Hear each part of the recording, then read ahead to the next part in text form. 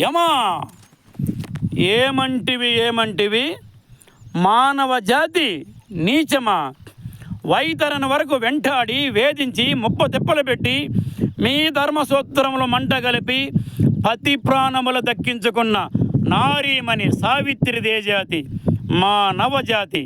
తన భక్తితో సాక్షాత్ పరమశివుణ్ణి ప్రత్యక్షం గావించి మీ పాశమును సైతం గడ్డిపోసగా నుంచి ప్రాణహరులైన మిమ్ములనే ప్రాణ భయంతో పరుగులెత్తించిన పసివాడు మార్కండేయుడిదే జాతి మా నవజాతి. నీచమన్న మా జాతి మూలమున ఏనాడో అప్రతిష్ట మూటగట్టుకున్న మీరు నేడు జాతి అని మమ్ము అవహేళన చేయటయ్యా. ఎంత అవివేకము, ఎంత జ్ఞానము, ఎంత కుసంస్కారము.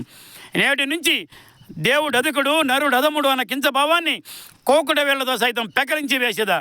మొక్కులు పొందే ముక్కోడి దేవతలు, దిక్కులు నేలే అష్ట దిక్పాలకులు, మనుగడనిచ్చే పంచభూతములు సైతం హా జయహో నరుడా అని హర్షించే విధముగా సింహాసనం అధిష్ఠించదా.